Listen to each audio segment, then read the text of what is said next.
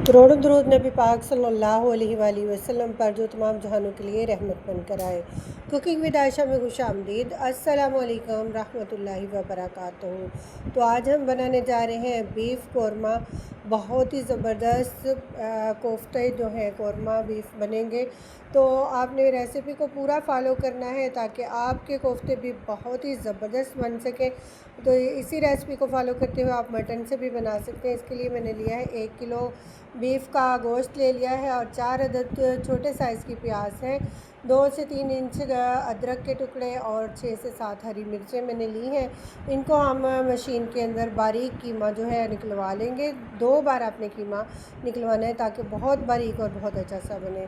तो कीमा हमने बनवा लिया। उसके बाद हमने ब्रेड क्रम्स तैयार किए हैं। फ्रेश ब्रेड के ब्रेड क्रम्स हैं, हैंड चॉपर से तैयार किया है। इसको ग्राइंडर मशीन से भी कर सकते हैं। 3 पीस के ब्रेड क्रम्स हमने शामिल कर दिए हैं और 1 टीस्पून 1.5 टीस्पून नमक शामिल कर देंगे।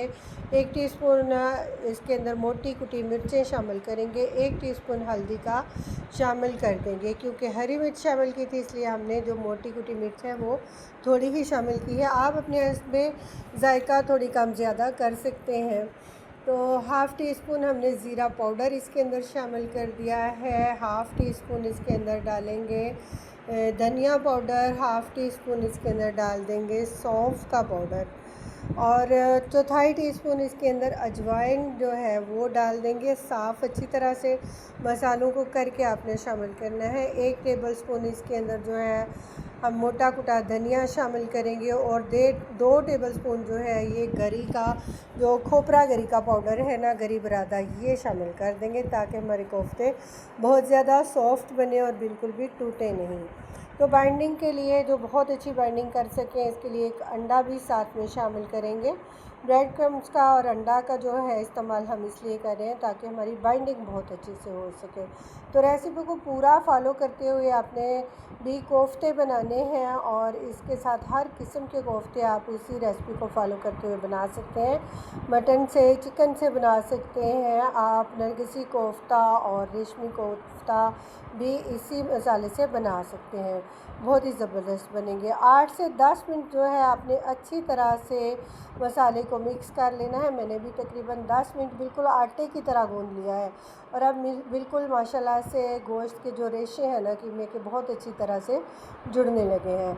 तो एक दरमियाने साइज़ के कोफ्ते हम तैयार कर लेंगे। ना तो बहुत बड़े बड़े आपने बनाने हैं और ना ही बिल्कुल छोटा सा बनाना है, बल्कि एक लड्डू के साइज़ का जो है ना वो कोफ्ता तैयार करेंगे। तो आप देख सकते हैं बड़ी आसानी से मुट्ठी की मदद से दबा कर 2 से 3 मरतबा उसके बाद हमने दूसरे हाथ की हथेली से जो है इसको गोल कर लेना है। बहुत ज़बरदस्त से कोफ्ते आपको तैयार करके दिखा दिए। 2 कोफ्ते जो हैं आपके साथ बनाते हुए शेयर किए हैं और बाकी हम बनाकर आपके साथ शेयर करेंगे। जो अगर टोटल कोफ्ते आपके साथ बनाए ना तो वीडियो बहुत लंबी हो जाएगी और आपने रेसिपी जो है ना फिर छोड़ के ही भाग जाना है। तो रेसिपी को छोड़कर नहीं भागना, ट्राई ज़रूर किया करें। आपके पास बीफ हो, मटन हो, चिकन हो, आप मसालों को इसी तरह से फॉलो करते हुए एक बार कोफ्ते ज़रूर ट्राई करें और बनाकर अपना फ़ीडबैक दें। तो 1 किलो कीमे के साथ हमने तकरीबन 35 कोफ्ते जो हैं वो तैयार कर लिए हैं दरमियाने साइज़ के। तो एक हमने फ्राइंग पैन ले लिया है। अब हम इसके अंदर 1 कप ऑयल शामिल करके ना उसको गर्म होने के लिए छोड़ देंगे। दरमियानी आंच पर आपने ये करने हैं कोफ्ते फ्राई। बहुत तेज़ आंच नहीं करनी, बहुत ज़्यादा लो नहीं करनी, दरमियानी आंच के ऊपर आपने कोफ्ते को फ्राई करना है। तो बहुत ही अच्छे से जो है कोफ्ते माशाल्लाह से इसमें फ्राई हो जाएंगे। नॉन स्टिक फ्राई पैन है तो इसमें ज़रा भी जुड़ते नहीं हैं। इसके अलावा आप जो घर में अंडे फ्राई करने के लिए कोई भी पैन यूज़ करते हैं वो आप उसके अंदर जो है कोफ्ते फ्राई कर सकते हैं। जब इस तरह से आप कोफ्ते बनाएंगे ना तो आपके कोफ्ते ना तो पुलाव में टूटेंगे, ना सालन में, ना शोरबे में, किसी भी चीज़ में आपके कोफ्ते टूटेंगे नहीं, बहुत ही ज़बरदस्त बनेंगे। तो सारे कोफ्ते हम इसी तरह से फ्राई कर लेंगे। हिलाते जलाते हुए जो है हम इसको स्पैचुला की मदद से कुछ फ्राई पैन को घुमा कर इनको अच्छी तरह से पलटेंगे। कोफ्ते की हर साइड जो है वो रेडिश फ्राई हो जानी चाहिए, लेकिन आपने इनको ओवर कुक फ्राई नहीं करना है, दरमियाना सा फ्राई कर लेना है। जैसे ही रेड कलर आने लग जाए आपने कोफ्तों को निकालते जाना है। तो हम अपने कोफ्ते जो है निकाल लेंगे। तो प्लीज़ कोफ्ते निकालने तक आप मेरे चैनल को सब्सक्राइब कर लें। जो मेरे चैनल पर नए हैं प्लीज़ चैनल को सब्सक्राइब करें। वीडियो पसंद आए लाइक और शेयर ज़रूर किया करें। बहुत अच्छी बहुत लो बजट रेसिपीज़ मेरे चैनल पर मौजूद हैं। तो 5 मिनट से 10 मिनट के अंदर से बहुत सारी रेसिपीज़ मौजूद हैं। तो सारे कोफ्ते हम फ्राई कर चुके हैं। अब हम इसकी आगे जो रेसिपी है, जो इसका सालन है, वो बनाना स्टार्ट कर देंगे। तो जिनको ऑयल में मैंने कोफ्ते फ्राई किए थे उसी ऑयल के अंदर सालन बना लेंगे। कढ़ाई के अंदर ऑयल शामिल कर लिए हैं। 2 से 3 मीडियम साइज़ की प्याज लच्छेदार कटिंग की हैं। 3 बड़े साइज़ के रेड टमाटर लिए हैं।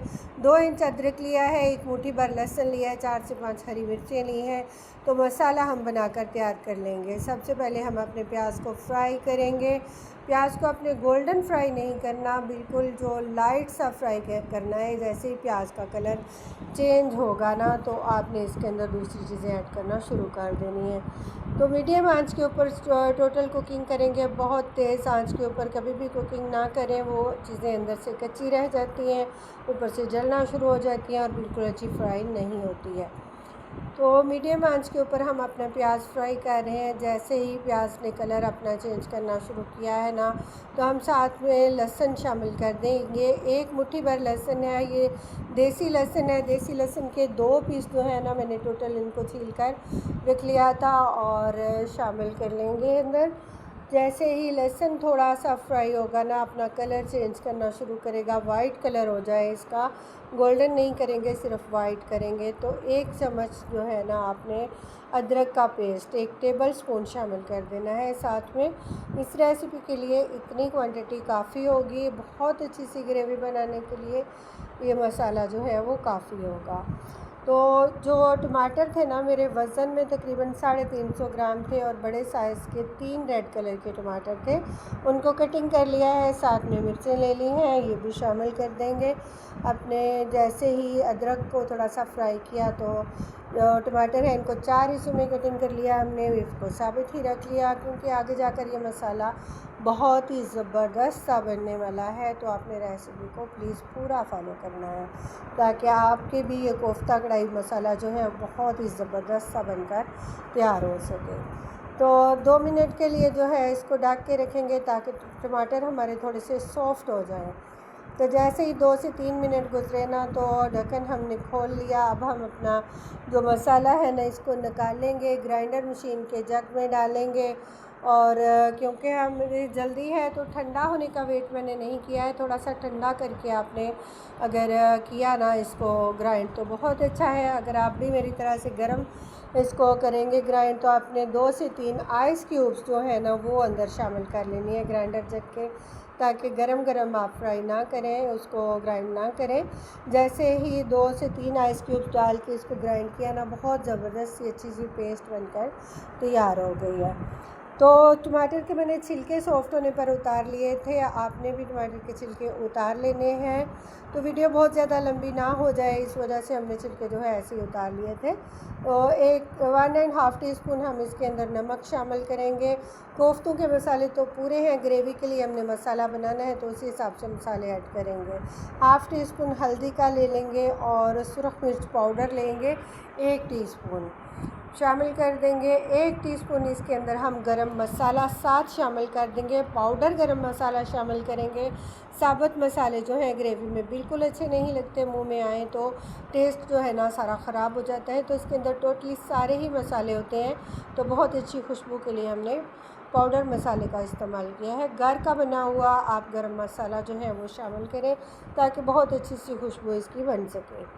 तो अच्छा सा मसाला जो है इसकी बुनाई कर लेंगे जब तक घी छोड़ने लग जाए। 2 से 3 मिनट लग जाएंगे और मसाला अच्छे से फ्राई हो जाएगा। साथ में हमने 2 जो है आलू कटिंग कर लिए थे अच्छे टेस्ट के लिए, क्योंकि बच्चे जो हैं वो कोफ्ते के साथ आलू भी पसंद करते हैं। तो आलू को अच्छे से हम फ्राई करेंगे और गलाएंगे।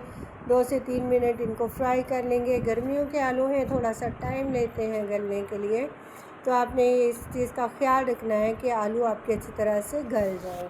थोड़ा सा पानी हम ग्राइंडर जग के अंदर ही डालकर शामिल करेंगे और ढक्कन लगाकर इनको गलने के लिए जो है आलू को रखेंगे। 3 से 4 मिनट इसको लो फ्लेम के ऊपर हम दम लगाएंगे ताकि हमारे आलू जो है वो अच्छे से गल जाए और मसाले की खुशबू भी बहुत अच्छी सी आने लगी है माशाल्लाह से।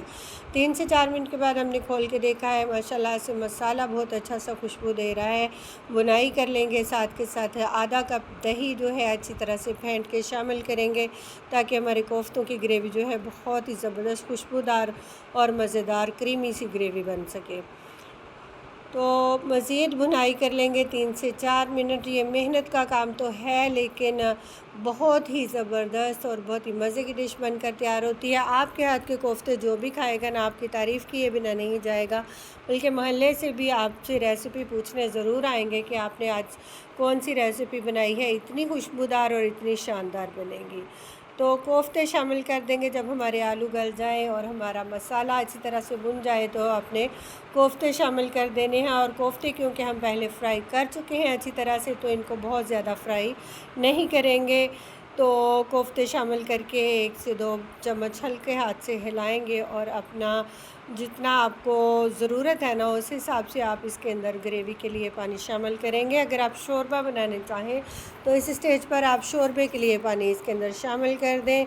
ढक्कन लगाएं और इसको 4 से 5 मिनट के लिए पकने दें ताकि आपका शोरबा या ग्रेवी जो है इसका पानी अच्छी तरह से पक कर तैयार हो जाए।